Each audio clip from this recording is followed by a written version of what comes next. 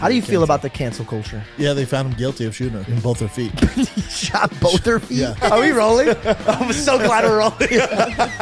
I'm just kidding. No, please go adopt if you can't afford it. He goes, say it one more fucking time. Bro, I look at him and I go, dude, he's going to kill me. This is broad daylight. Everybody's watching this guy right now. Does anyone eat this stuff just on air? This is the second time we've ever done this. I enjoy it. We do an See, ASMR segment. Love that. I got some energy drinks. ASMR segment. You have to crunch into the mic. Yeah, I have that condition. I think it's called mesothelioma or whatever, where chewing triggers me. Oh yeah.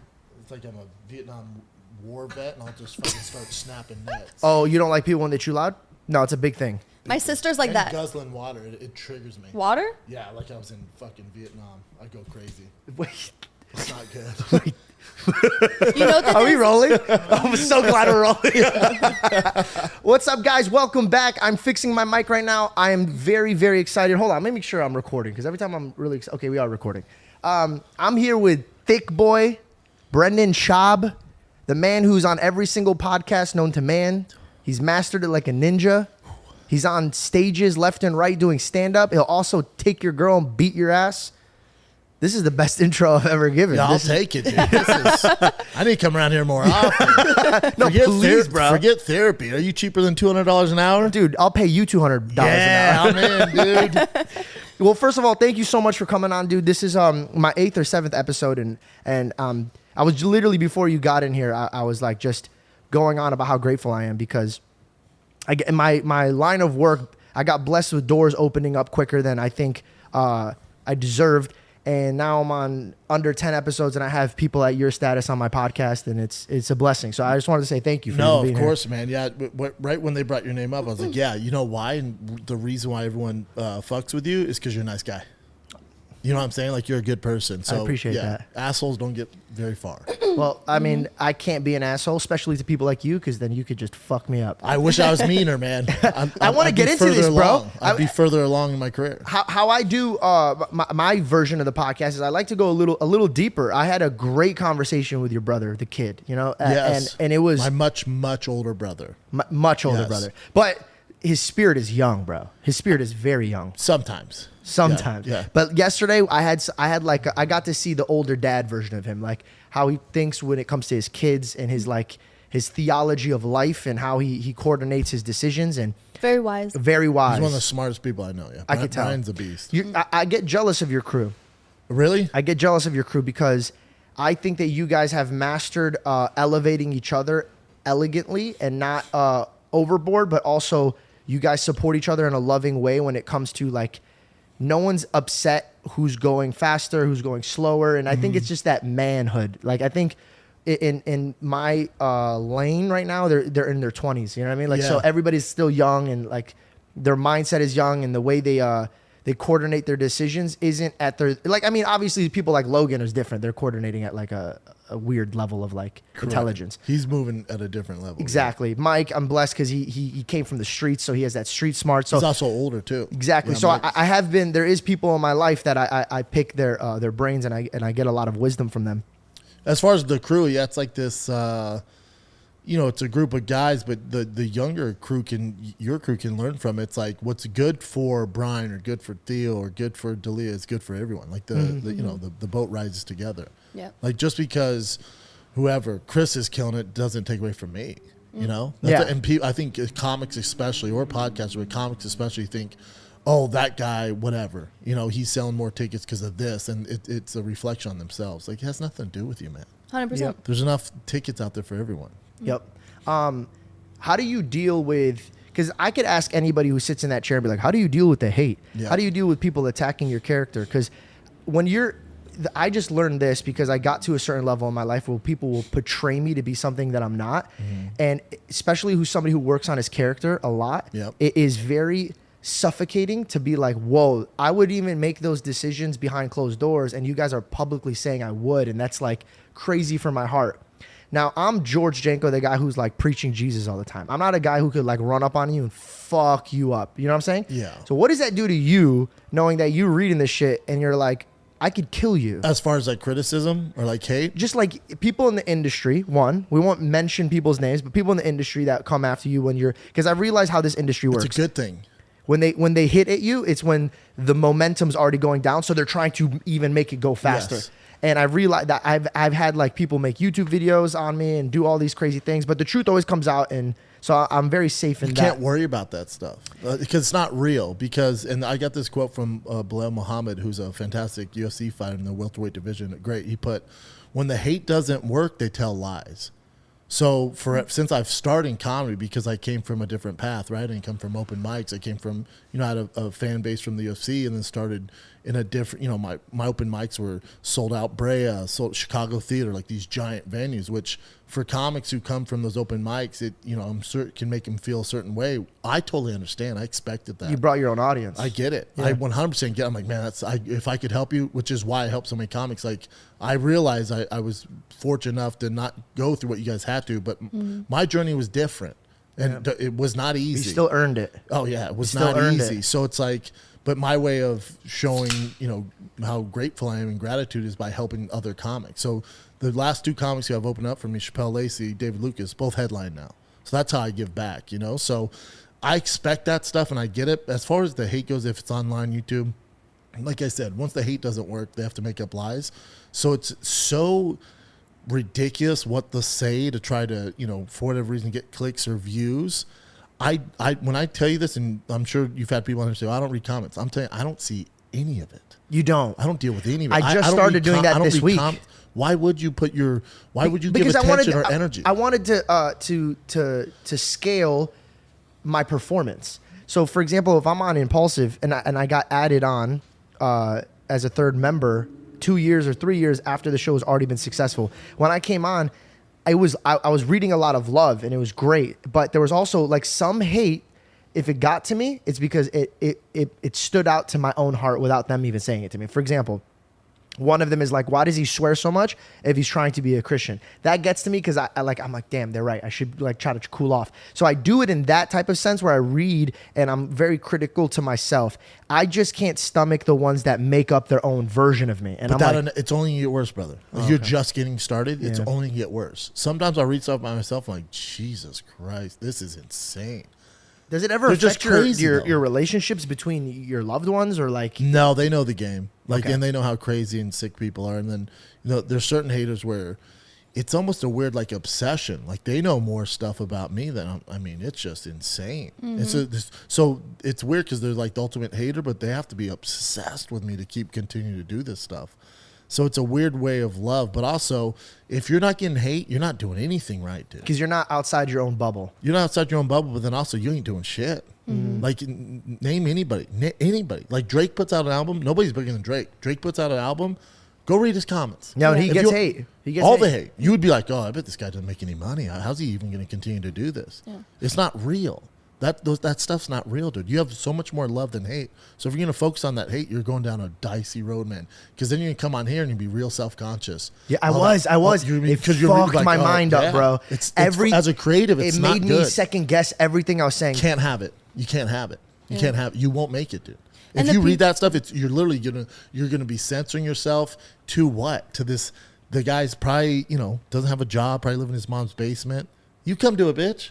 Oh, I cuss too much? Okay, or whatever they're saying. Oh, I don't like when George makes a reference about this. Then you're like, oh, you're gonna be self-conscious about making the reference, and then we're not getting the real George. It sucks. Oh, this is that's why you can't read it because it's gonna form your mind, and it's not gonna be your authentic self. Yeah, and people that fuck with you are gonna fuck with you. Whether you're cussing, whether you're making references or whatever, and those haters, there's nothing you can do to please them. Trust me, there's nothing you can do to win them over. So why would you parlay or take it over to them? Why would you make sure that you want to make them happy? It's never going to work, dude. It's insanity. I was reflecting on these conversations with Tanner Fox. He's this, he does like scootering and like he drives really fast cars. He blew up at a very young age. He like made his first million at 16 and like we were talking about the industry and the comments and all this stuff. And I told him, I go, as stupid as it sounds, but this industry feels like high school Correct. It feels like high school. But they want to pick, but now it's not to interrupt you, but it's high school where they're going to pick on the popular kid. Let's take down the popular kid because they don't like, for whatever reason, it triggers them that you're friends with Logan, or I'm sure you get this all the time. Only reason he has anything is because of Logan, right? That's not true. That's not true. You're a talented dude. You wouldn't have even been in that situation to be around Logan and get on his podcast if you weren't a talented human being and a good person. No, I appreciate So that. any of this, I wouldn't be here if you weren't a good person. I'm all set on podcasts, dude. Yeah. I No, know. I can tell, I need dude. other podcasts like I need STD. You feel me? Like, I'm good. No, good. I was actually really, really excited to have you boys on, and not for nothing. I think on this podcast I'm going to be at my ultimate authentic self and just be as vulnerable as I can, because I think that's where I could actually do something with my life. And I was just telling them, and I'll tell this on camera, like having Joe on and you boys on only scaled me. So when I go and I ask, hey, would you guys like to be on my podcast? I have so-and-so on, I have so-and-so on. It intrigues the shit out of them. They're like, oh shit, under 10 episodes, he's already having these people on. This is really incredible. And so now my lineup is like, before I started this podcast, I wasn't making it a guest podcast. Yeah. Because I was scared of asking a guest. Yeah. I was scared people were going to be like, no, I don't want to be on yours. I'd rather be on Impulsive. Yep. But then I'm having people that I look up to hitting me up to be on the show. And I'm like, what is life? Again, That's it all goes crazy. back to you being a good person. Like if you're an asshole, no one's going to do this. Nobody. I wasn't doing it to get that stuff, but I'm glad that my heart kind of like got paid for being good. Nobody has time for assholes, especially in this business, man. There's enough of them online. How do you feel? Have you ever worked with an asshole? Like yeah. where like for example, I give the Roseanne reference. You know, like Roseanne, they didn't love each other, right? They actually hated each other. Am I right, Jess? So they hated each other, but they showed up on set and they had to. Have you ever gone? You don't have to name anybody, but have you ever been like, I want to fucking pump the brakes on this dude? I've never had that, just because in my line of business, like when I was working for Showtime, it was about me, and I'd be able to, move parts to make sure it was people that I like to work with. And then now, with Thick Boy Studios, my own network, and then the goal now with Dalia and Eric Griffin or Fire and Kill with Brian. It's all my stuff. So if I don't like somebody, it's like, see ya. Yeah. And how did you get that confidence? Did you think it came from like you starting from fighting? Confidence to do what?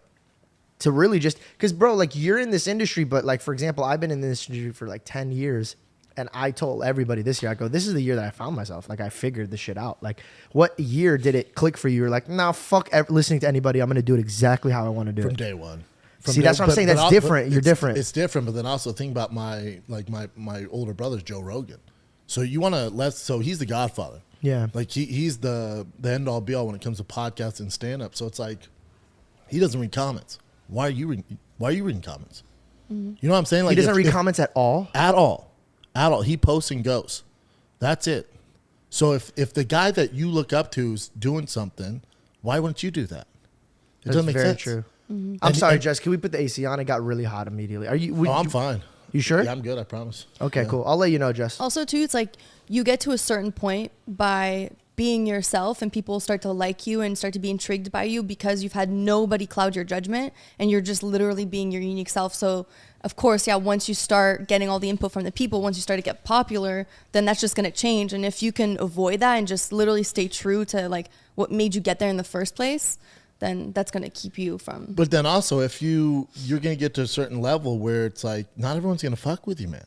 Mm-hmm. It's just what it is. Name any, I'd love to hear it. Stand-up comedian, podcaster, athlete, entertainer, whoever it is, name someone who's just across the boards beloved. It doesn't work like that in society anymore. So you got to get more. I was about to say, because there's one person that Tom Hanks. No. Right now, Tom Hanks. I do you know who John Ritter is from Three's Company? Oh, yeah. So when I grew up watching him, so I learned all my mannerisms from him, and like Three's Company, that's where I got my comedy from. And all of the articles about anybody who's worked with him and anybody who was around him, it was my inspiration, bro. Like they said nothing but unbelievable things. Remember, about him. that's like, you're talking like late 80s, early 90s, where they could control the media. They wouldn't write negative things. Never. So, and I'm not saying he was a bad guy. We don't know it. We don't know shit about him. It's like I saw a poll where it's like, who would you vote for president? Tom Hanks was on there and he won the thing. I'm like, listen, I love Tom Hanks. He was great in Forrest Gump. I don't know shit about that dude. I don't know what he believes in, what side he's on, what he represents. I know him as a good actor, but we don't, those big time, like Leonardo DiCaprio, All I know is he's into young chicks. That's it. I know he's my favorite. He's one of my favorite actors. Dude doesn't miss. Outside that, I don't know shit. Yeah. That's very true. But now podcasts and stand up, like the fans get to know you, and you're gonna at a deep level, Yeah. too. a deep level, which is great because then you have so many people that love you and celebrate you and fuck with you. That's all you care about, dude. Get your fans and fucking ride with them. So you only focus on your audience. How do you manage to focus only on your audience and cut through the noise? Like, because there is a lot of love, right? So I actually do comment back. I DM on Patreon. I spend literally an hour a day. Love it. Messaging people back. Those are like, obviously anybody who's spending money on you is like fucking with you. You gotta be level. a real special hater to pay for it and then hate. Yeah. Yeah, you gotta be a real loser. You're like, you're paying. I would rather right? have that hate though, bro. Yeah. Like, give me the Bring money it while in. you're hating me. Light me up for $5. Yeah. It's 6 actually. Yeah. We vlogged too on wow. there. Oh, wow. Okay. Oh, my bad. All right. You, Maybe switch that golden doodle out. Get a real one. you walked in, he goes, "You got a fake golden doodle." He's shredding. And I was like, first of all, he goes, did you adopt it? And I go, no, I bought it. He goes, rich move, huh? And I go, yeah, I like my dogs new. Okay. No. I'm just kidding. No, please go adopt if you can't afford it.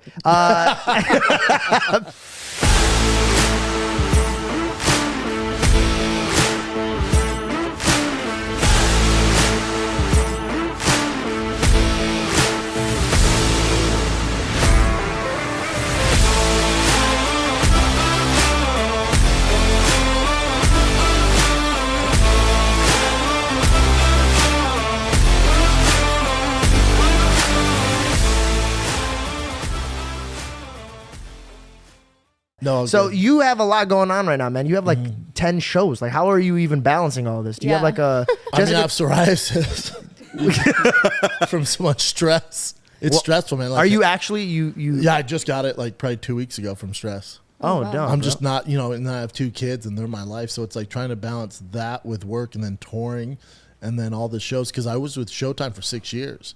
I was with Showtime for 6 years, helped them build their network, their digital footprint. And then they offered me another long-term deal. And I was like, I feel like I can do it on my own. I think it's time to do it on my own.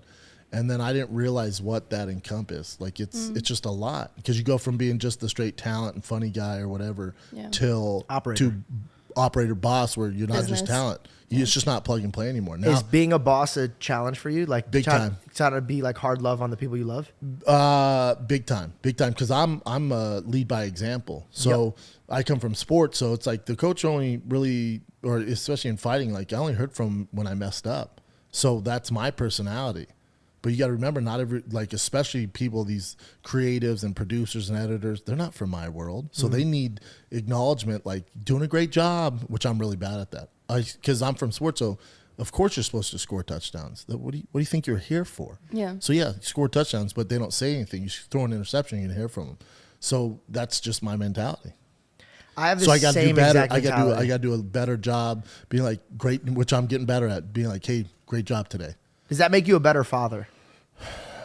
Because I feel like sometimes you feel like a dad when you're like, for example, like my sister came and she sacrificed her career. She was going up really high in Apple and she was already like literally paving her future out until I had enough of dealing with scumbags in LA. So I go, hey, like I need you to move out. It's the time, like I need you to start managing and helping me out and doing stuff. And I love that because my brother's my manager. exactly. So she helps coordinate all these things. But when we first started bumping heads, there's like we had to get rid of the idea of like we're brother and sister working. Can't have it. Can't have that. And then also it's like for example, like Reed, he's like the way I treat him is different than how I treat my girlfriend when we work together versus how I treat Jessica.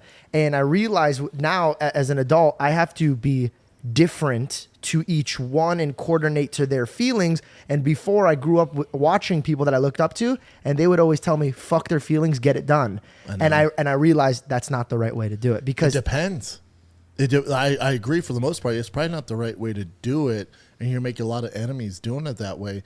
But you have the same problem as me. Is I'm too nice where I'll keep people around for so long where, I had to let a person go a few months ago, and everybody in my life's like, you got to get rid of that guy. I'm like, but he's so nice. He's my friend. Yep. Boundaries though. You got to set boundaries. I know. I'm really bad at it. So really bad at I it. just got good at it because this is how I saw it. there was somebody that I had in my life that I loved for a very long time. We would do business together, and he crossed the line with me. How But, so? When Do you mind saying it? so yeah, I can explain it. So I won't mention the name obviously, but I basically put a very good opportunity in front of them. Like so much so that I would have cried if Logan gave me that same opportunity when it came to finances and like all that stuff. Logan, when he came into my life, he goes, "I'm gonna open the door and that's it." And so I learned from that. That's all you need. That's all you need, right? You That's need all the I door. want. That's all I want. So what I was doing is I was busting my ass for him, and I wasn't expecting a damn thing Nor should you. beside giving me the exposure and giving me the time. Perfect. Right? That's how my relationship with him, and I would cry myself to sleep being grateful for it. Yep. Because, for example, look what I have now, all because he says, "No, I like this kid. I want him on my show." Correct. Right. I gave him that plus 2 times more money than I started with. Just because I don't worship money, and for me to practice not worshiping money, I Yep. like to put money in the pockets of people that I love and have them be fruitful. And all I ask is know that it doesn't come from me, it comes from God. And then 2, go out and do the same. Yep. So this is how I try to plant Love my it. garden. Yep. He made it seem like it was insulting what I offered him. Interesting. And that shattered me. Isn't that wild when you realize how bad? Like, I don't want to say he's a bad person. I don't know who you're talking about, but same thing. I've given people some opportunities, then where it goes south for whatever reason, they take no ownership of it, and then it's like, oh, he's a bad guy. I'm like, what? Are you kidding me? All the shit I did for you, and then They paint you as the villain. Yeah, That's, yeah. And then you I realize would want to kill myself over that, bro. I don't How do you care. forget You shouldn't, though. 1,000 things that I would shouldn't- do? George, you shouldn't though, because you know you're a good person. Look at all these people. Like, sorry, you know you're a good person, so I don't care. It's like, yep, all right, that's your narrative, and you want to run with it. It's like, it's not go that I do care This is with the exactly why you're narrative. not here anymore. It's just that you were my brother, or you were my sister, or you were my cousin in my eyes. So it's like, in my mind, it's like, bro, like It hurts. I sacrificed myself for you. When other people in the industry wouldn't sacrifice, they would just give me an opportunity. Yep. There's a difference from giving somebody an opportunity and sacrificing yourself Yep. for them.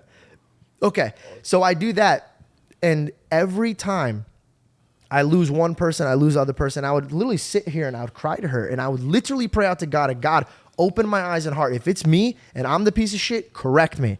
But then all of a sudden my eyes start opening, and once that you cross a line with me, what happens then is then I monitor your past behavior. And that's fucked up because I'm very analytic. So if you did something wrong to me and we were friends, I'd forget about it. Yep. Because I don't like holding shit in my heart. No. There's no It's need bad for for it. you. You're a Yeah. human being. You're going to fuck up and move on, right? But if you get to a level where you cross that line with me and we take that time apart from each other and I sit there quietly and I reminisce with all the things you did to hurt me, You see so many a common theme. You're like, oh my god, how did I not see it's a this pattern earlier? and not potential. Yes. And I think we do that in every relationship.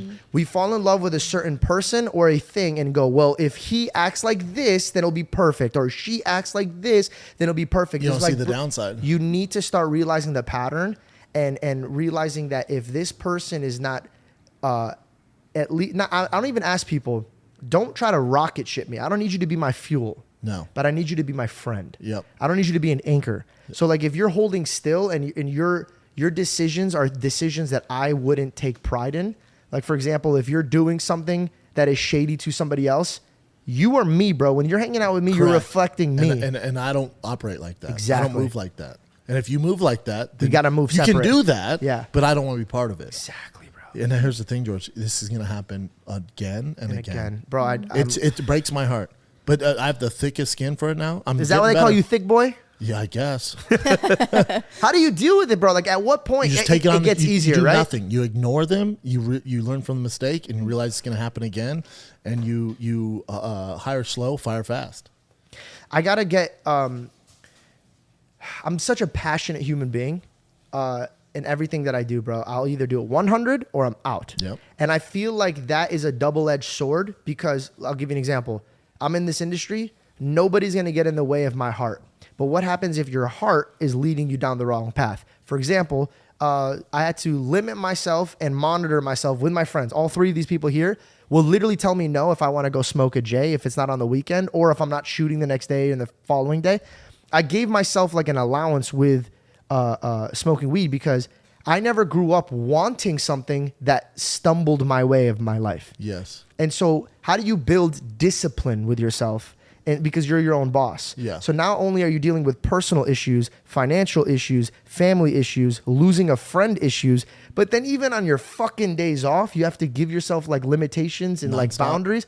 How did you learn to do that? Or was this something you learned during fighting camp? I think fighting growing up, and people say, oh, like, and I don't mind it. I get why they say it, but they go, oh, he has a professional athlete's work ethic. No, I don't have my dad's work ethic. Like, you could put me at UPS or Starbucks, I'd crush it. So anything I do, like you, I'm 100% in. So with that stuff, all those outside factors, all the pressure, I like the pressure. I don't mind it. Really? But then also I have 2 little boys who, they don't know online. They don't give a shit. So like Sundays or when I get home, I'm not on my phone. That phone's gone. So you can't get a hold of me. All my team knows that, and I'll deal with it in the morning. Now I'll wake up in the morning and get my phone like, oh. Do you work out every day? Not every day, especially now. Probably 3 times a week now. I used to do every day, but usually 3 to 4 days a week. Do you have like a trainer, or do you do it yourself? I do it myself. I ride bikes a lot because I grew up in gyms. So I rode biking. Outside or inside? Outside, man. Bro, He just got into biking. I'm really into biking right now. Oh, really? Like road bike or mountain bikes? Both. Yeah, both. I have. You I gotta have, do both. Why I pick? I have to. Why We're pick, successful. dog? We're Come on, successful. dog. Look at my dog. Yeah, I know. Let's get another one. I have what kind of bike do I have, babe? You have a beach cruiser. I have a beach cruiser and I Those have don't count. and Keep an going. electric Those one are too. Electric but why? mountain They're bike. comfortable. They're and cool. Nice. No. I'm talking like straight up. Like Oh, you're like going down the trails like. I have so it's a road bike that I converted to a gravel bike, so I can go on the trails like the Santa Monica. Bro, I can mountains. ride on the beach, like on the sand. Yeah. The Oh, it's like with the thick the thick big boy tires. Yeah. those are dope. I have that one, and that one could go up the mountain, it could go up the snow, it could go, but it's electric too. So I'm not really like pedal. I don't do Those it are for. fun, though. I don't do it for like a health benefit. I do it because like I swear to God, bro, my whole life changed when I was adding those boundaries. I was like, okay, I have to be outside 2 times a day. I have to. And it just, bro, Yeah. I have a mandatory meetings. We have them at the park. It's so good for you. I'm telling people like, yo, if you want to talk to me with our feet in the grass. Yeah, get outside. Yeah, like Yeah, it it's so really good. helps. And then the other thing that changed my life, I was having a conversation with Tony Robbins, and Never heard of him. you've never heard of Tony Robbins? Just kidding. Oh Keep my going. God, I was like, there's no way. Go pick up one of my George, books. you dropped some. Oh, a name. There you go. Keep going. Oh yeah, so Tony Robbins and I was talking to Tony Robbins. And that's not even that flexing. He was on Tony impulsive. Robbins? He was on impulsive. Tony Robbins is a big fucking deal. Dude, but it was on Like, impulsive. anyway, He I was wasn't there chatting for with me. Ellen. Oprah and I. Like there's some other Ellens out there. So anyways, Ellen texted me the other day. So his team still texts me, right? And just kidding. No, I was sitting there talking to the one thing on the podcast when he was talking is he said, if you take 10 people that were depressed and you just took all of them into the gym and got them a really good routine, 7 of those people would stop being depressed. And I was Fair like, point. damn, that's 70%. So how much of us are we really depressed because our routine's off and our food is off? Some of it's clinical, like that. It's a Of legit course, problem. of But then course. some people, you just gotta get your ass moving. Quit being lazy. Get outside. Exactly. But growing up, I never really ran into that many depressed people, bro. Like Something's going on. Yeah. something's going on. Well, we And- were all outside. Every single kid was constantly out. That's the only thing you could do. You go outside when the street light lamp goes on, you go home. Now everything is inside, right? TV's inside, you're playing games inside, your buddies come over, you're just playing iPads. video games. That's all you do. The kids that play video games online for hours. Like I don't play that shit. My sons don't. They don't have an iPad. No, That's good. No good. iPad kids, bro. That's I will really never good, let yeah. my kid's going to be like 13 when I give him an electronic, bro. There's Yeah. no Yeah, reason it's to. not We were good. at dinner. We were at a really nice dinner in Laguna, and it was like a romantic dinner for our anniversary. We were sitting there, and then the family next to us. Remember the kid on the iPad? It was so loud. It's And just bad parenting too, because Yeah, it's lazy kid's parenting. It's lazy. Yeah. It's lazy because that kid's gonna be zoned in that iPad, obviously not making noise or whatever. But just be a better parent. Well, teach your kid to have manners, to be polite. How do you, function when you're at a table? Like I grew up, you sit at the table with adults and you have manners and you have conversations and you sit there. Yeah. You know what I mean? Yep. Yeah. So I go to the gym with a trainer. That sounded like we cut. Yeah, That sounded like we cut, but we didn't cut. I swear to No. God. Actually, keep it. Yeah, That my keep it brain natural. was like, I could naturally pick up from Yeah. and I fucking failed at that. And I'm, good. This is- really. Let me pick up. So Tony Robbins, right? We were sitting there talking to Tony Robbins. And so when I found this out, I go outside. That changed my mood. And then I went to the gym and I held myself accountable. Did it take Tony Robbins telling you that working out would be good for you? I swear. Not only did he have to talk to me, but he had to like do this a little bit. And then I'm like, he's fucking right, bro. Like, what am I doing here? And so I go to the gym and I had to hold myself accountable because you see those 2 books. Like after meeting him, I really wanted to read his books because I was like, shit, this guy like, when he talks, he doesn't just talk out of his ass. He has like passion behind it. He's the real deal. So I read his book, and one of the things he said, he's like, don't negotiate with yourself. So I go to the gym and I realize, I'm like, bro, I'm not really working out. I'm not good at working out. And then I started taking accountability. So then I hired myself a trainer, and this guy doesn't give a shit about me being tired, and he pushes me. That's what you need. Bro, this changed. Like, I'm not even kidding. I've never worked out legs. 2 reasons. Don't know how to. Yeah, sure. Properly. That's And fair. and there, I hear a lot of people go like, oh, I hurt my knee, tore my ACL squatting. And I go, fucking no. I don't want that at all. Skinny legs for life. That's my motto, right? Skinny jeans, skinny legs. But he makes me do legs every day. Oh, interesting. And it pumps blood and also, what's that? Sorry, the thing that men have, testosterone. Testosterone, yeah. It pumped both of them so much that I literally, you know what it felt like? That when there was troubled situations, it wasn't affecting me the same. Yeah. It's like have you ever been hangry and you're like, yo, shut the fuck up, get out of my head? Worst, yeah. Okay. It's like I was working at that level all the time And during just rock hard. Yes. But now I'm like peaceful. Yes, that's great. I mean, thank God you started working out. I'm sorry. How old are you? I just turned 30. Yeah, time to start working out. Yeah, no, I know, bro. Better late than never. Fuck, dude. When did you start gaining weight on your body and you're like, oh, this is not how it used to be? It's tough because when you're a professional athlete, like when I was fighting the UFC, like you're talking about, I mean, I'd have to force myself to eat. To gain like weight? Just to stay at a weight because I was burning so many calories, working out 3 times a day, like these insane workouts. So then, I've never been like, Brad Pitt shredded, even when I was down to like 225. So it's like, I'm always in decent shape. I never eat like an asshole. I always stay on it. That's a discipline thing. Yeah. Too. Are you still like that It's a now? habit. It's super like that. Yeah. So you eat healthy? All the time, yeah. Oh, okay, cool. I don't. All the time. No? See, that make you feel better too. Tony Robbins didn't tell you that? That's not in his book? He might have, but I don't think he clapped his hands, so I don't think it counts. But I think that just comes from like your life, like habit. If you like have always to this point thought that it was okay to eat a certain way or to, you know what I mean? Like, whoa, don't shit on my mom. No, I had home cooked meals. I'm just the asshole. What? I would never show your mom. Were you kidding? You hear that, mom? She She cooks watches you. every episode. Did you see that? Look how she was like, Your it's mom the way cooks you you were raised. home cooked meals every day. I said, if you think that it was okay when you went off on your own, you started living in LA and you're 20, you're ordering fast food, you're eating whatever you want, like that you got into that habit. You know what I mean? You got Not in your your mom. habit too. You just have bomb genetics. Georgie, I have cheat meals here and there with you, but on a regular basis, I eat incredibly healthy. So we're lying on the podcast now. He always tries to we're say lying. that. He's This like, you girl don't would even eat literally healthy. have abs until she rots in a grave. Like you look Yeah, at her, there's she has, genetics. like Genetics yeah. have a lot to do with it. But Fuck when outta you say here. your mom made home cooked meals, what kind Every day. That's great, but what kind of home cooked meals? Just could answer this a lot more. Very healthy too. Yeah, no, my mom is the most health conscious out of all of us. Oh, Yeah. so you're good. Yeah, she cooks amazing Like meals. my dad made home cooked meals. It was like hamburger helper, macaroni and cheese. No, Yeah, no. That doesn't count. No. Very lean. She would we grew up very, very healthy. I just got into the habit of like fast food because it's like fast and I could work and I could just go. But then my body is like, hey man, you're dying. And I was Yes. like, oh, okay. Yeah. Also, you travel the world. Have you noticed that their fast food is significantly different than ours? Well, it's different. I don't eat fast food on the road either, but the food's different for sure. See, but that's once you start, because are you headlining now? Are you like touring comic, like nation worldwide, or no? No, You're I'm just doing opening spots? up for people and You'll trying to find notice my once you place. start headlining, like, you get done with shows at like 1 a.m. The only thing that's open is fast food. Yeah. So when I first started, it was like, we got to get food. So like someone would run and get Burger King or whatever. So that's what you're eating. They realize, man, I'm doing a lot of spots. I'm doing a lot of fast food because the only thing I was open. So now you got to be more Mindful. conscious of it. Yeah. And like, all right, let's line up something, order it. So when we get to the house, it's there. So we're not waiting on fast food. Yeah, plan Because ahead. big time. She's such a blessing in so many ways, but one of them, and this sounds so chauvinistic, but I don't give a fuck who thinks it is chauvinistic.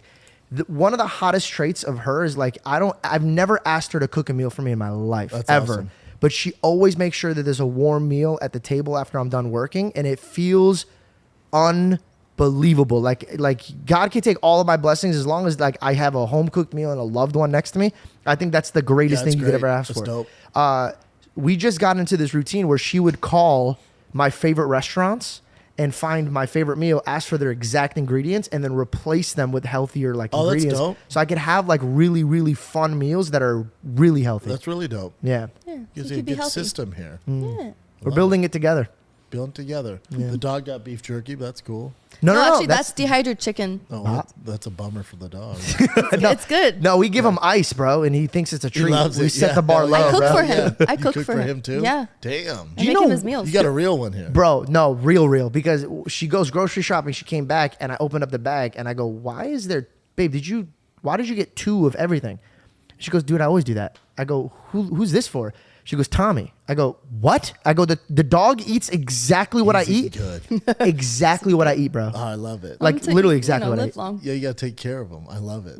I do have a question for you. So, how are you juggling filming 4 podcasts and then going on tour?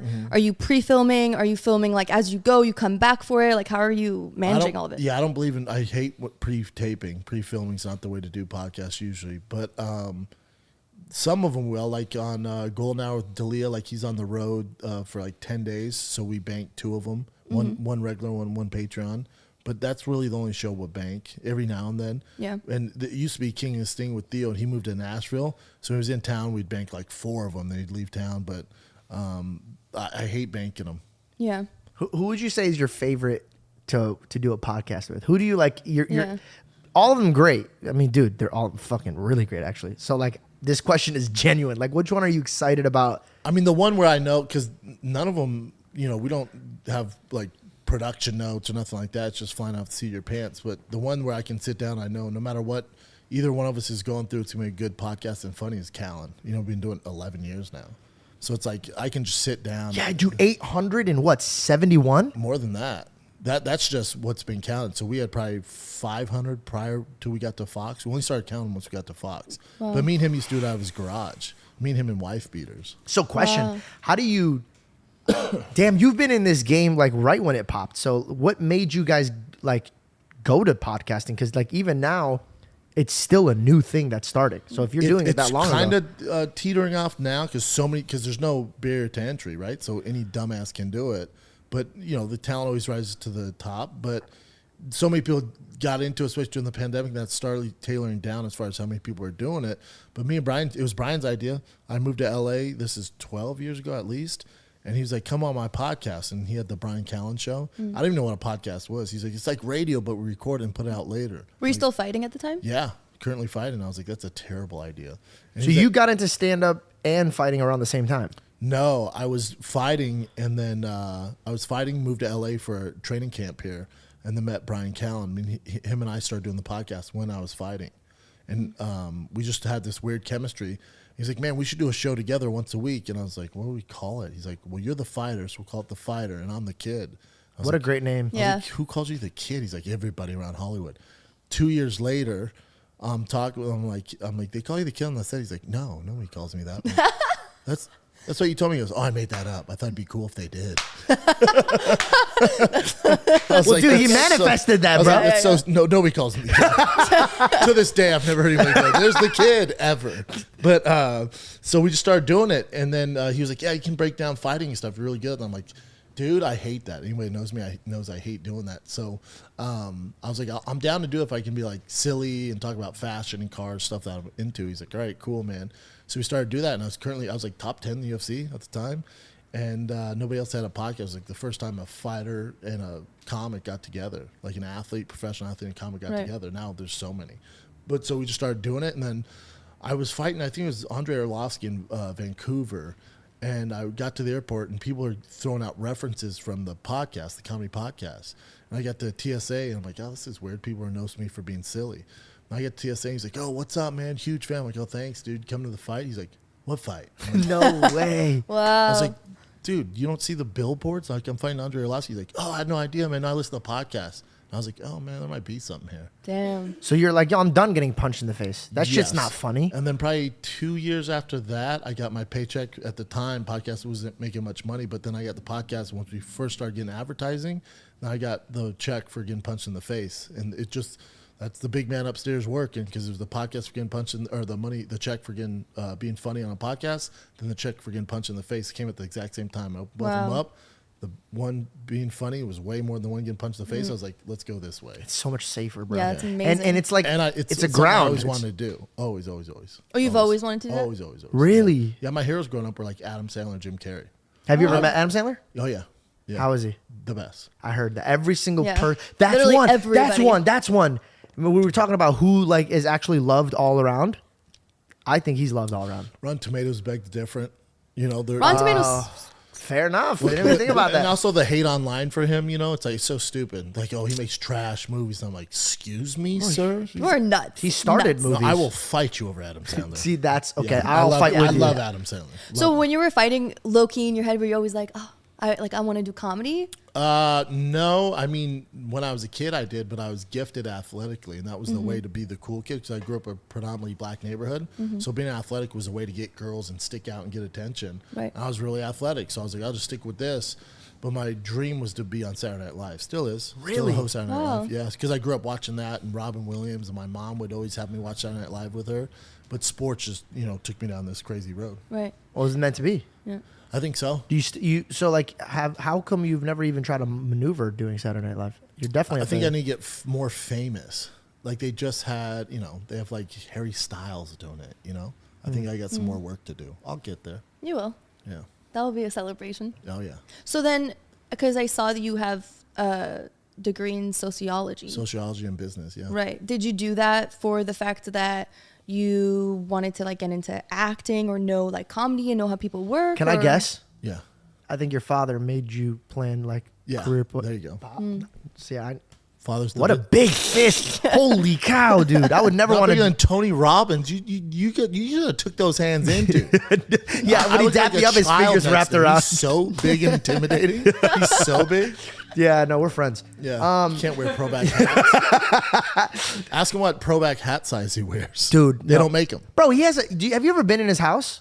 I haven't, dude. I have. Anyway, so it's like crazy. Where does he live? Like Mars? I texted Bell when I walked into his home and I go, this is what I pictured heaven to look like. And I'm not kidding. You walk out and it's just like all water and you're like, wow, he's beachfront. It's not a beach. It's his his beach. pool. Yeah. He has a huge pool, bro. I've never looked at somebody's pool in the backyard outside, inside looking going like this. Like Yeah, it's Tony Robbins. it goes He like, makes it's all just so that. big. But then he goes, hey, you want to, with his deep voice, you want to ride my slide? And I'm like, slide? Yes. Hell yeah, I want And he has a slide down into his mini bunker. That's amazing. That it's his own like And studio. this is in Cali? It's in LA? No, it's in. He probably has his house out here, but no, Yeah. this is in Florida? Florida. Yeah, Oh, gotcha. but bro, it's the craziest house I've ever seen in my life. I mean, that tracks. It's Tony Robbins, dude. Yeah, that's true. Yeah. But also, it's like well deserved. He's such a good dude. Like, Dude, he was in Shallow Hal. thank you for bringing up that movie. That's where Jack Black goes, wow, you have some banana fingers. I don't remember that. Yeah, Yeah. making fun of his hands. Oh, got in the Yeah, elevator. they're in the elevator. Yeah, yeah, yeah. Damn, I don't My think I've favorite. seen it. My favorite. Yeah, because you were like probably 4 when that Yeah, movie came out. such a good movie. They couldn't make that movie now, but Yeah. I gotta rewatch it, but my favorite scene is when she jumps into the pool. all the water. Yeah. That kid goes, Yeah, Daddy. and he goes, Billy, and Billy's Daddy. in the tree. Yeah. Bro, I watched that scene 100 times. The best bro. part of that movie is when they sit down at the diner and she orders all that food and the chair breaks and the guy comes over and he goes, you need to fix this chair. What's this made out of? The guy goes, steel? He goes, well, you got to do better. Dude, that's And then he's so- walking out and those guys are like, oh my God. And he's like, yes, she's with me, fellas. And they're like, have fun. You It's could so- not make that movie today. Also, Tony Robbins was responsible to change. He's the one that changed his mind. So funny, ugly dude. girls with great hearts, you'd see him as beautiful. I love that. That's a great movie. By the way, it should be made because all the movies being made right now are shit. Oh, they're not taking any risk on comedies. Like, there's no like bro comedy anymore. Like, none of that stuff. I wrote a comedy, so I had done a horror movie, and the directors and the producers, we became really good friends. Just people you work with, you become nice. And I wrote a script, and as for fun, I just handed it to them, and I go, "Hey guys, like my dream would be one day write a movie that you guys produce and direct." They loved it. They go, "We want to do it." So they're on board to do this movie. 50% of my jokes, they removed it. yeah. They're like, you That's what you're can't, doing. bro. They actually even one of them goes, this joke made me look at you differently, and I was like, what? It's a joke. They're like, yeah, but it's like really fucked up. And I go, yeah, but that's what jokes are. Like, it's something that you would never want to happen. It's a joke. They go, yeah, but like, we don't want to produce this movie if that joke's in there. And I was that's what's wrong with Hollywood. Like, you're not going to see Superbad again. You know, Yeah. But you're not going to see that you stuff. watch Those are the best that, it's not comedies. even that bad. It's not bad. Not to me, but people are bitches. See, we need Go watch producers Bros. like you. Go watch Bros. What's Rose? Bros is the Bros. the gay bridesmaids basically. I didn't even watch that. Nobody did. The new and the billboards is the two guys. Yeah, I know. I haven't seen. That's it so funny. Nobody did. Did you watch it? Absolutely not. And Okay. on the plane, I purposely just scanned past it real quick. I didn't even hear about this movie. Bros. Yeah, that's the problem. It's a great movie. For I think Judd, Judd Apatow helped. He didn't produce make it. that. He helped produce it. but he makes like hits. He used to. Oh, You know. how do you feel about acting? I had an audition. The first one I actually cared about a few weeks ago. It's for this big sitcom that I grew up watching with my mom. So I really wanted to get it for her. I don't think I got it because I would have heard by now. But it's rare I get something that I want to do. So they'll send it. Like my agency send it. And unless it's something that's like spot on, I usually don't do them. Yeah. Got But it. I'll do audition stuff. Yeah. Yeah, That's good. if it's something fun. Yeah. I stopped auditioning. Did you? I like to. I realize I'm a creator. Like you know how you said you met Brian and he like put you on this path of like podcasting. Yeah. You're like, oh shit, this makes more sense. When Logan opened up the door of like, hey, why don't you create something and record it? It changed my life because I'm like, oh, I read scripts and I'm like, I don't want to fucking do this. I don't want to act like this. I don't want to be like this. And also, I don't like that they and this is like a very cocky statement, but I don't like jumping through hoops for roles that I don't even love. Do you get what I'm saying? Like, That's the problem, yeah. you have to kiss ass. And I've I'm like, been bro, I there. don't even fucking want Yeah, this yeah. role. Like, I don't Yeah, want yeah. this role. Well, it's good you recognize that early on, though. You know? I recognize that. So I like to watch other people and their life and what their metric is, so I don't make the same mistakes, or I can make the same blessings. Yep. And the one thing that I learned is people that sacrifice their heart to make a dollar, regardless of where you're at or how much money you make, you're fucking miserable. Yeah. So like I They're immediately called politicians. Yeah. I start sweating on this podcast. Anyways, we make a cut now. So Tony Robbins, You're right? like, I don't get why you're suppressed on YouTube, Brendan. hates gay movies, politicians. Listen, I don't mind gay movies. They just have to be good. That's their problem. They're like, America's so homophobic. It's like, no, the movie sucked. The Yeah. movie sucked. It's not That's what funny, it it's not is. funny. So nobody's homophobic. It's just a shitty movie. I don't have any problems with any movie being made. I just want shit to be good. I don't care what you're fighting for. At least make it good. Don't like pressure to like watch a certain thing. And that goes for any medium, even Christianity. If you're gonna make a Christian movie, make it good, bro. Don't be cheesy with it. Yeah. I don't want to see another Christian cheesy movie. Like make something that you're proud of. And a lot of people now are not making product they're proud of. They're making product to make a profit. Or a product that's safe because they know Hollywood. But that's will because do it's that. profit. Correct. And everything is so like Well, they think it's profit, but they're losing their ass. right. And they just like they dumb everything down because nobody has the attention span anymore. So they're like, oh, okay, how to keep everybody intrigued? Let's just tell them how these people are feeling. There's no like nothing breathes. There's no risk taking. Yeah, it's like, Everyone's if you get it, too you get scared it. to If you don't, canceled. you know. They're way too scared. How do to you get feel about canceled. the cancel culture? Do you think it exists? If it exists, fucked over two of my friends deeply, deeply. So I think it did a lot of good at the start, and then it just became this frenzy where anybody that ever made any mistakes that they want to take their careers too. So I think it did a lot of good getting rid of some horrible people. Yeah. But then it just didn't stop there. They wanted blood for anyone that's ever made a mistake. And it affected two of my friends, and I don't play that shit. I agree 100%. I think it became like a witch hunt. Well, people now are studying for you to make a mistake. They're waiting for you to like say the wrong thing or do the wrong thing so But they those can like people get that you are for it. doing that, it's like, okay, you guys never made a mistake? No, 100%. Yeah. You know what I'm saying? So it's Yeah. like, hold on. Yeah. It's crazy. It became this weird, to your point, witch hunt. Where at first I was like, oh, I'm bored with them. Like, oh, this is cool, getting rid of these horrible people. Yeah. And then once they did that, they're like, all right, let's keep going. Who else can we get? It's like, Yeah. whoa. It got Also, weird. because there was a profit from it. So people were like, oh, I could take this guy down and make a ton of money. There's a comedian that like blew up from taking another comedian down. Like he had no, I'm not gonna mention who it is, but he had like no career. And then he takes out one of the like biggest comedians ever from past shit that he did. And now he's like in every movie.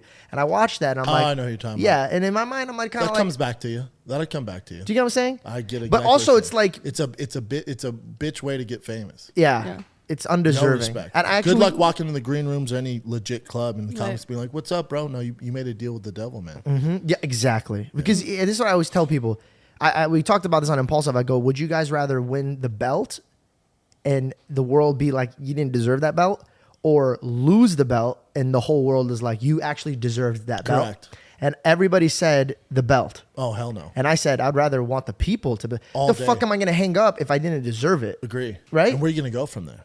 Also, it's You know like, what I'm it's not yours. I don't want anything that's not mine. If That's it's not the way to do it. it's And not the way but to do when he lays his head down at night, he knows that. Feels Yeah. like a fraud. Yep. And he has to live with that. We were talking about her career because right now she's getting to that level where she's testing and they're telling her how much you're gonna make and all that stuff, and then now they're just like, And what's the career? Acting? yes, Oh, gotcha. amazing actress, unbelievable. Like I'm not just saying that because I'm dating her. Like when we were friends, I was like, I mean, you're your gonna girlfriend, but I'll take you with a grain of salt. no, I'll show you some shit. Like every single person that's watched her will call me, be like, damn, you weren't lying. She's Yeah. fucking brilliant, and Yeah. she is brilliant. She could do a lot of roles. Perfect. Scares the shit out of me, honestly. Yeah. And my favorite thing about her is that her heart is so much bigger than her brain. Do you Yeah. get what I'm saying? So it's like I don't want wisdom if it makes me go in the wrong direction. Correct. Because like a lot of people use it poisons them. So when they they should, hey, this is how much you're gonna make. In my mind, if I was at her state in her career, I would have been like, damn, that's a hard thing to walk away from. So as a partner, I just stood by and wanted to see what her emotions are, how she's going to react to this. Mm-hmm. And the fact that she's like, well, I just got to make sure, the first thing she says, didn't even talk about the money.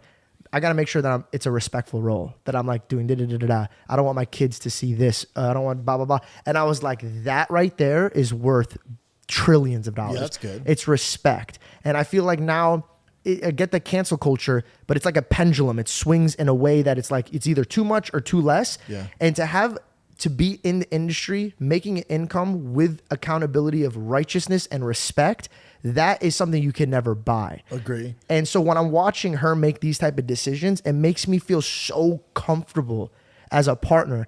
And this is the only reason I brought this up is because when you have a partner, which you have a partner with your kids, and when you have a partner and you have to worry about making the decisions for them, it's intoxicating. Oh, the worst. It's Heavy intoxicating. lies the crown.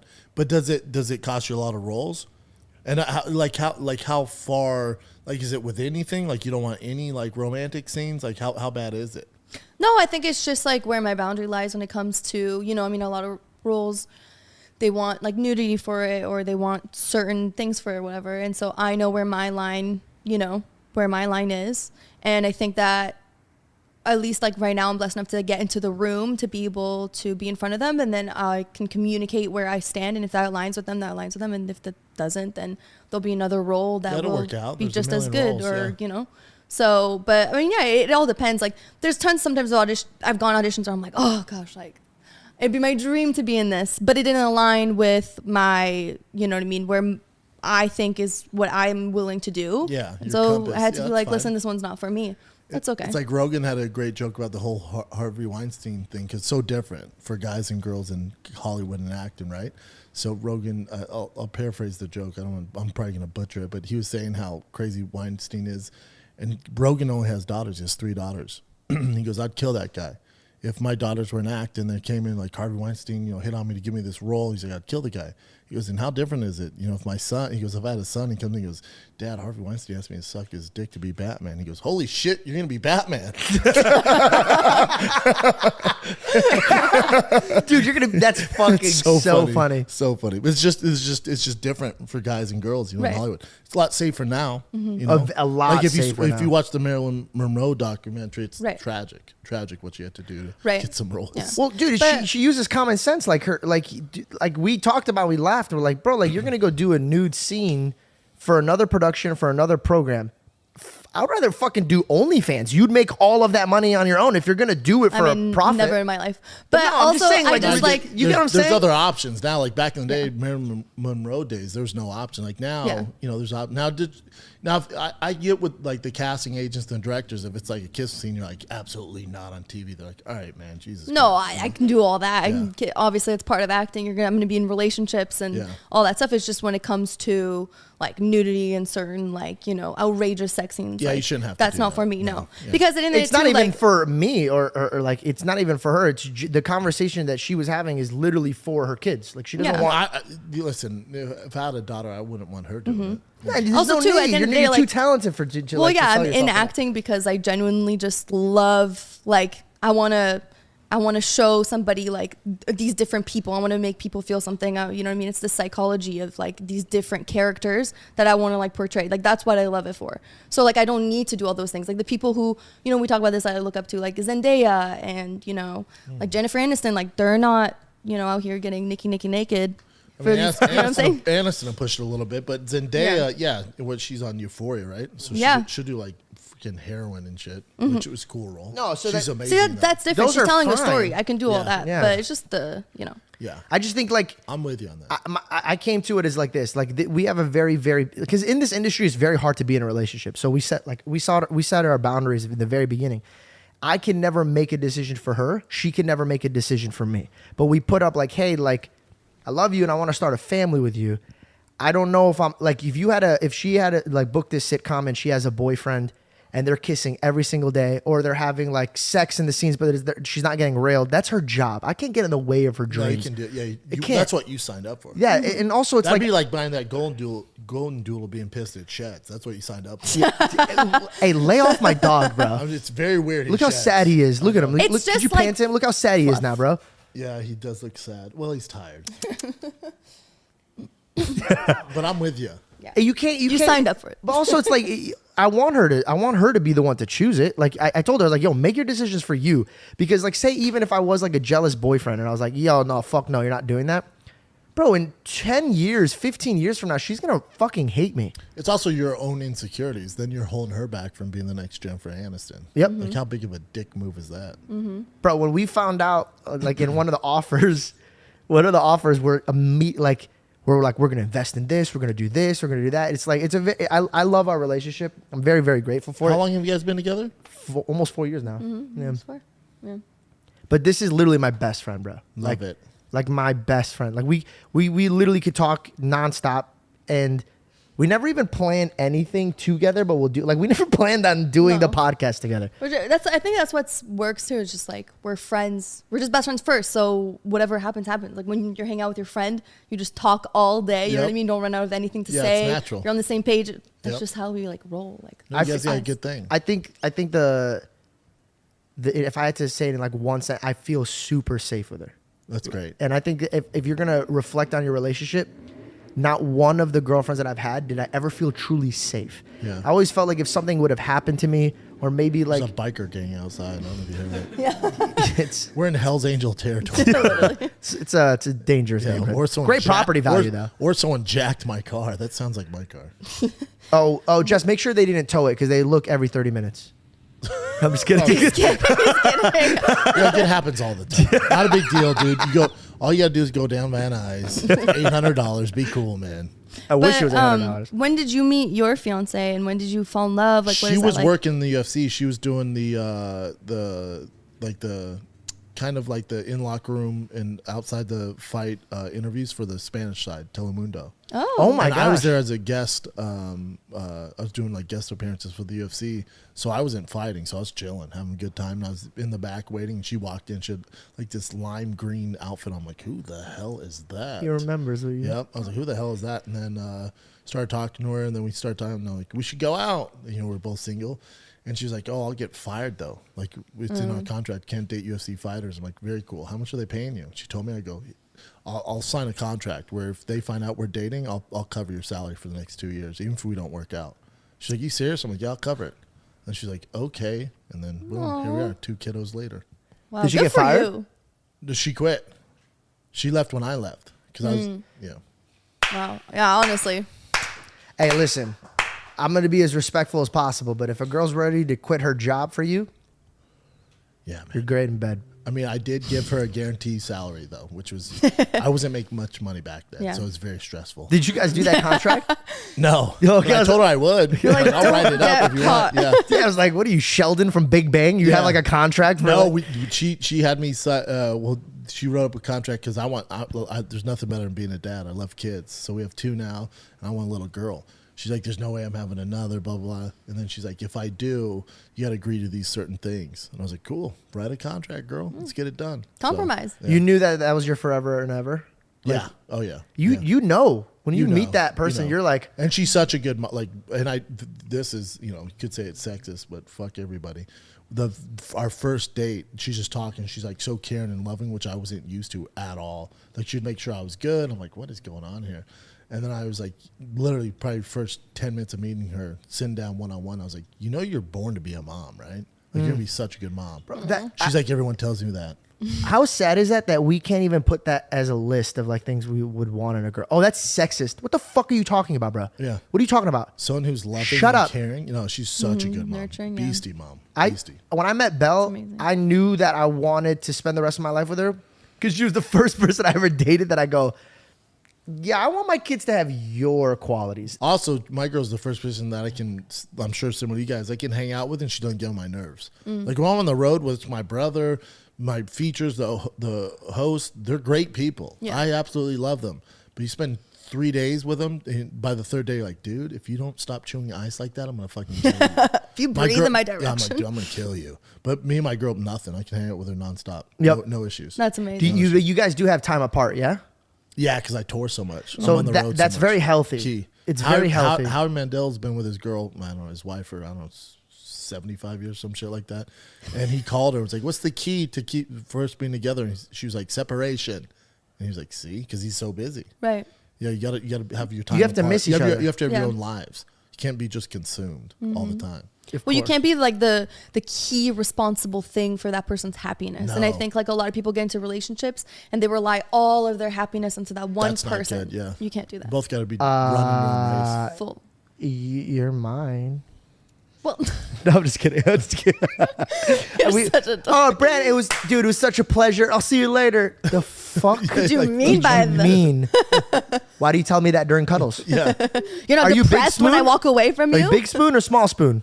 My girl is not that big to be a big spoon of me, man. That would be a problem. Yeah. That's I always tell she's men, not you gotta Tony be the bigger Robbins with a spoon. wig on. Yeah, that'd be the type of big spoon I would need. There's no big spoon. When you just gotta accept that. I was big as a kid, so there's no big spoon for me, man. I've never been big spoon. Never. She actually made me pajamas, and it says little spoon on it. Interesting. I don't give a fuck. I provide and take care, and I'll No, conquer he any big spoon sometimes, fucking but he vertical does ever. I'll prefer- protect you. There's a fire. I'll burn myself getting to you. You got a meal. There's only one. You're eating it. I'll provide. There's rain. I'm fucking Rihanna. I'm not fucking Rihanna, but I'm You would, fucking Rihanna. yeah. I got the umbrella, Ella. Eh? Yeah. You know what I Hey, mean? yeah. But You're the like mini spoon time, get around me, and I'll Interesting. I'll Like a adjust her backpack. like a blanket. I'll be like, no more here. Oh, man, I don't think I've ever been little spoon, and it's kind of sad now we're going through. Well, you this. just need to get her, like, put a pillow higher than your head, and then she could put her head on the pillow, and then be. I'd be tough. By you. I'm a big dude. Yeah, you're pretty big. Yeah, I need to get We with, could practice. I could be big spoon on you. Lizzo could be like my big spoon. That'd be cool. That'd be lit. Have you had a gun pulled out on you? Yeah, when I was young. What happened? I'm surprised. I've got like 4 times in my life, like a chamber straight to my face. Oh, I was really? expecting you to have a lot more. No, why? Cause I was an idiot when I was a kid, and like me and my Where'd you grow up? First of so all, I grew up in a very rich neighborhood, but Okay. I grew up different because Malibu's most wanted over here. What? honestly, bro, I'm not even lying. So my dad had a liquor store in the ghetto, and at the This in time, California? Arizona. Okay. So like obviously the Arizona ghetto is not like LA Yes. ghetto, but still I had to fight a lot. I had Yeah. to like protect the base of the camp. Like Yeah. my dad taught me like you don't back down. You also play it safe. Like he actually, if I ever bring him on the show, his one regret, he said, he's like, I wish I never brought my son into all these fights. Like, cause it fucked my mind up. Like, so like when I went to my rich area and these people were talking shit, I didn't tolerate it. So me Yeah. and my boys would be reckless and slap people in the middle of a Sure. restaurant.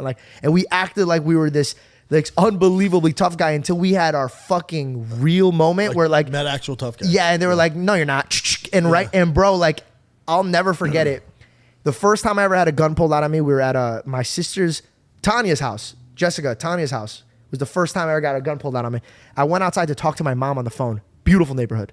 And the mom came out. She goes, hey, just be careful. There's been robberies. And I started laughing, bro, because like robberies, bro. You have here? Porsches and Lamborghinis out here. I'm on the phone with my mom. Some sketchy dude just pulls up right next to me. I'm on the sidewalk and I'm looking at him. But have you ever like felt so uncomfortable? You're like, I can't do anything. I don't want to turn my back to this guy. Hell no. He just gets out of the car. We're making eye contact. Walks 15, 20 feet to me confidently. Looks around.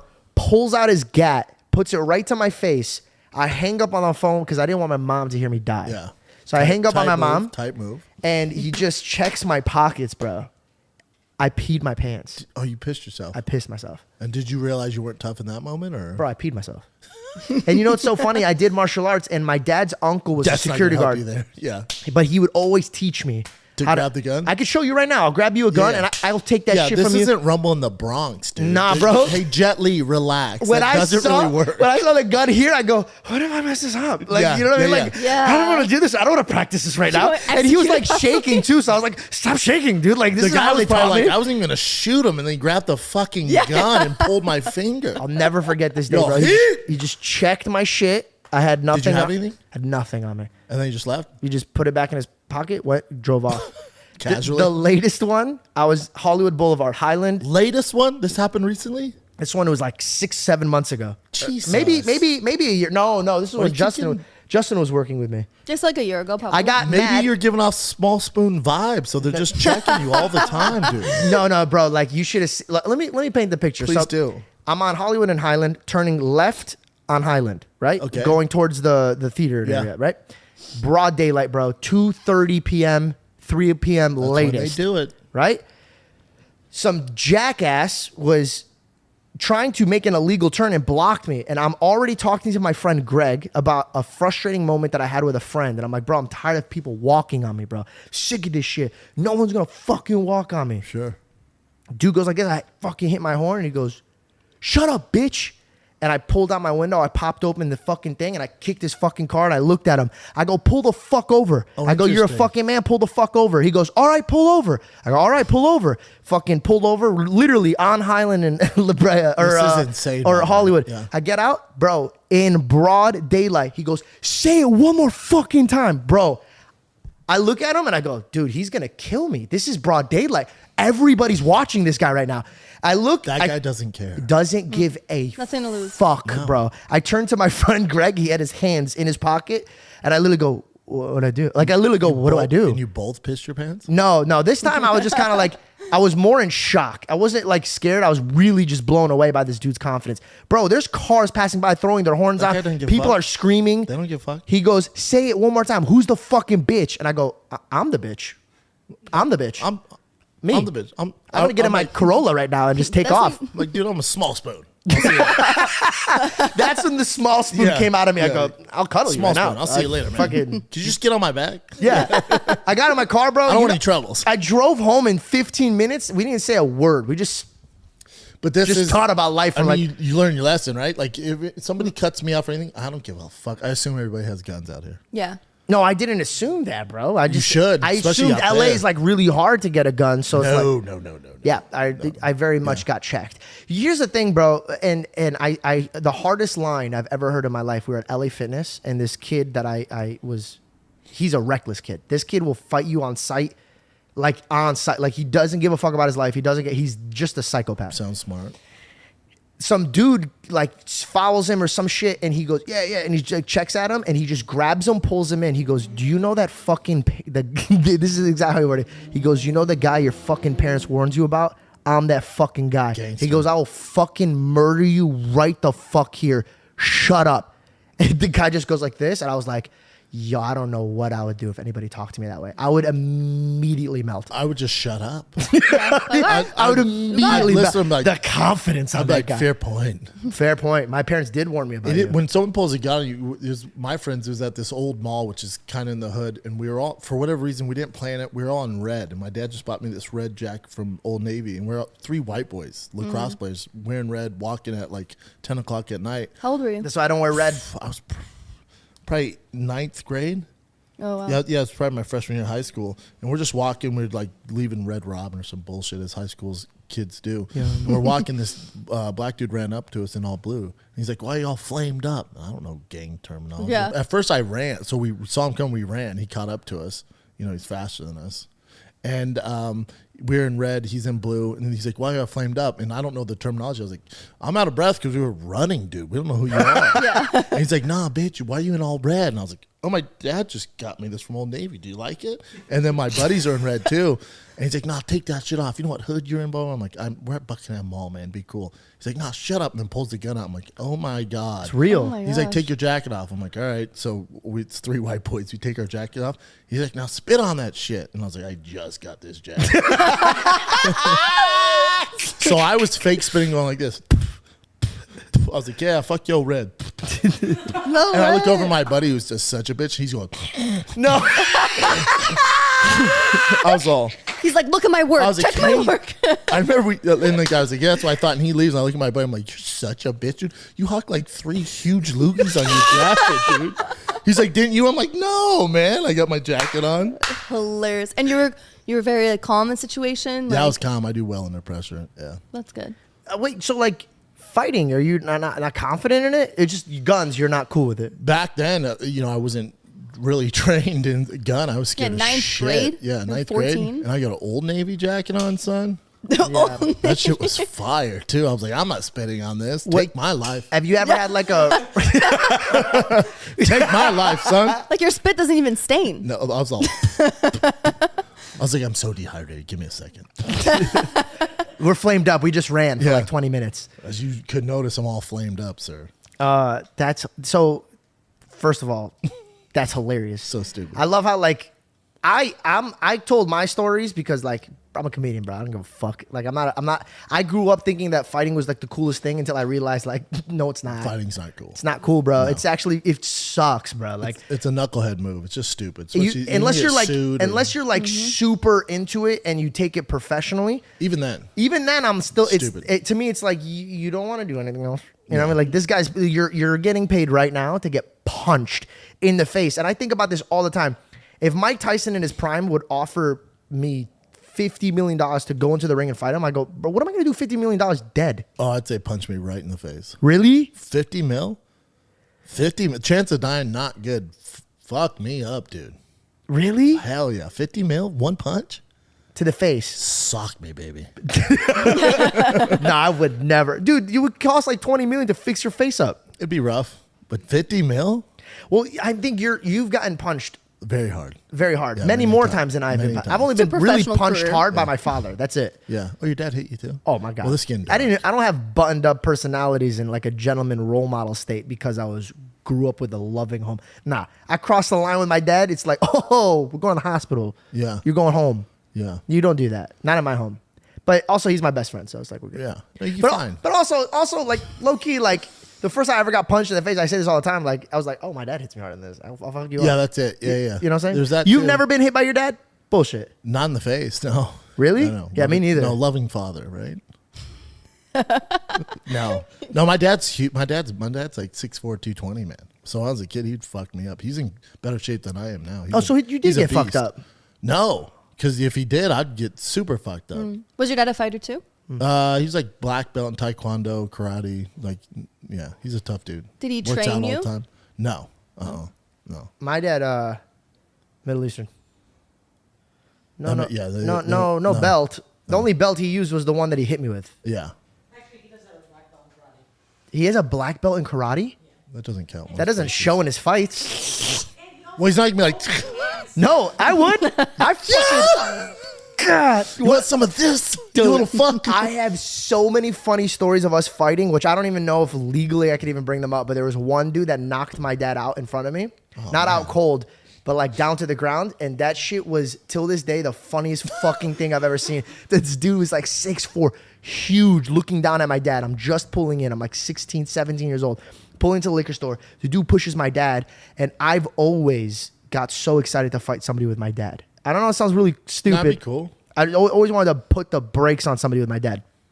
I jump out of the car, and bro, this dude just goes shock and just Right in the face? Bro, no. The cleanest hit to my dad's face. My dad gets hit, looks at me. He's going down on the way down, but he grabs his shirt while he's going down, rips his shirt. The guy takes off. My dad gets up and goes, "Fuck him, I got his shirt." And I go, "Dad, just lay down, bro." Your dad's for a a bit. tough guy. Oh my God. When I used to come home and What ethnicity are you? Assyrian. Oh, gotcha. I think if you're born in a people, Middle Eastern Tough country, people. you're different. Tough people. They would literally hit you with sticks and rocks. Yeah, Like, different game. yeah, different game. So, that's that. Yeah, your dad's a legit tough guy. I love my dad. Yeah. And he's the sweetest human being you'll ever meet in your life. Doesn't sound like it, but that's fine. Now, As he long did- as you don't steal from him, you're good. unless it's food. Yeah. You can steal or you're food from pregnant. him. Yeah, or you're pregnant. Then you're good. I like those rules. Your dad's cool, man. Your dad's all right It's with like me. the mafia, but like not the mafia at the same time. There's a set of rules there. Yeah. So when it comes to comedy, because you started going on stage with the kid Me and Brian started to make together, him, to make him happy. Yeah. To make him. So you started going on stage with him. Like, what was that like? Were you terrified of going on? When did you realize like this is it? Wait, is these for are me? live performances? Yeah, yeah. No way. Me and Brian we started doing live Fire and the Kid. Great question, babe. We started doing live Fire and the Kid because the podcast was getting legs, and so we started doing live Fire and the Kids. And then, so Brian would be like, we're going to open every show. It's not a podcast, it's a performance of us. So he was like, we'd write down a whole performance piece and go, we'd start every show with you doing 10 minutes of storytelling because you're a good storyteller. I'm like, all right. And so we're doing that for like 5 or 6 shows. Then we're at the Vic Theater in Chicago, like 3,000 people sold out. And I'm in the back. I'm like, God, I don't know. I'm not sure yet what story I'm going to do. And Brian's like, what? I'm like, what? Help me with my story. And he goes, story? He goes, oh, Bubba, you're doing stand-up. I just didn't want to scare you because I know you've always wanted to do it. And I was like, oh, shit, you're right. No way. So that clicked through. I'm like, oh, it's stand-up. He's right. So then that following week, we did a live Fire and the Kid at the Comedy Store. And it goes great. And then like 2 weeks after, I get a call from the manager of the Comedy Store. And she goes, hey, why don't you do a set at the store? I'm like, oh, no doubt. Let me call Brian, see if he's available too. And she's like, no, dumbass. We saw your stand-up at the Fire and the Kid. We want you to do a spot here. And I was like, wait, just me? She's like, yeah. I'm like, okay.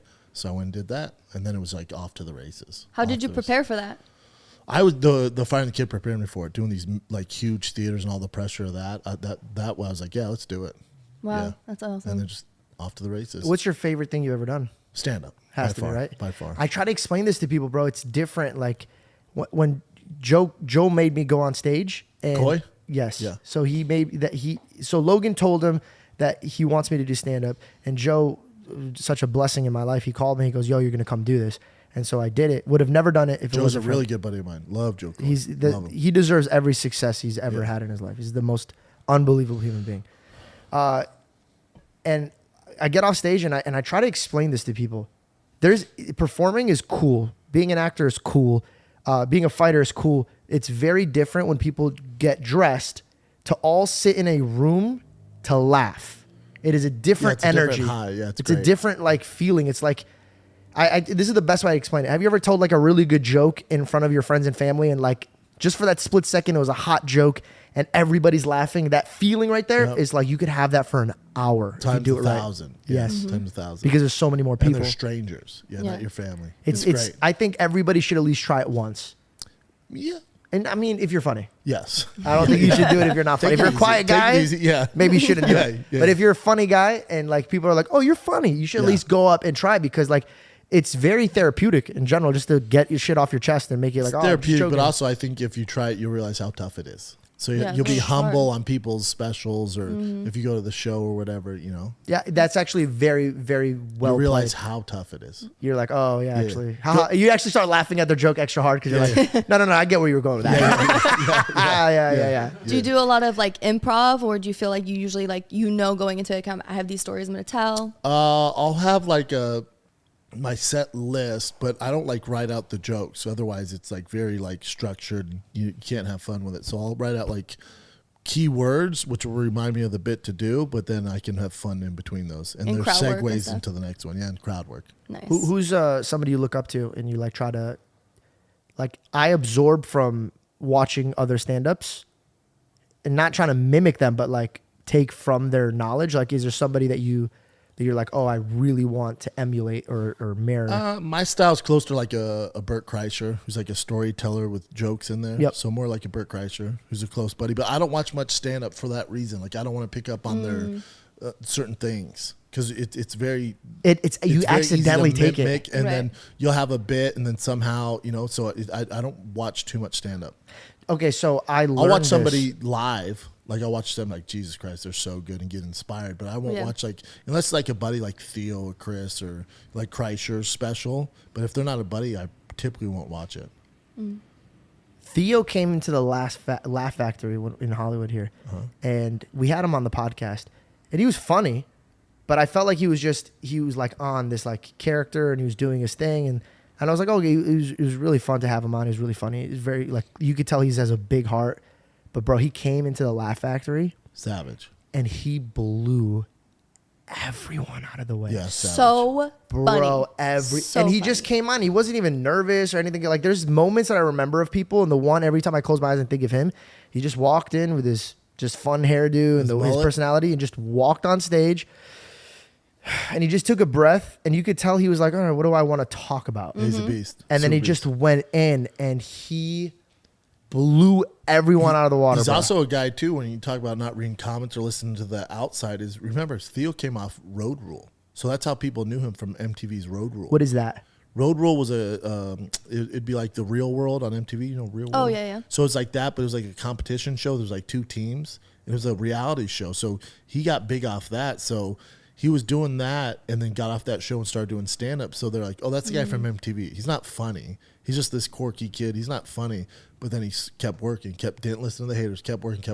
And now most people don't even know Theo did the Road Rules show. They just know him as this Right. great comic. That's so inspiring. if he let people pigeonhole him into this, you're just a reality star guy, he'd never be Theo Von. So he Yeah. never listened to that. So he got all this hate when he first came out, selling tickets right away because he came from Road Rules, and then now he's this great comic. Wow. That really worked out for him because, the one thing right away that I noticed watching him is he's so incredibly chill and grounded and so incredibly himself. Like, there's no one like him. You know what I mean? He's literally There's only one just Theo himself. Von. There's Yeah. only one, yeah. And he's funny at all times. Like, he's never missed my son's birthday, even though he lives in Nashville. Which So- is today. My son's birthday's today, Tell him 27 I said today. happy So birthday. thank you. So he had his birthday party on Sunday. Theo's never missed his party. Theo shows up to the party, and Theo's funny no matter what. So there's all these moms there, and then one's like super attractive, and I go, she's single, dude. He goes, yeah, and then it's Theo 10.0, you know.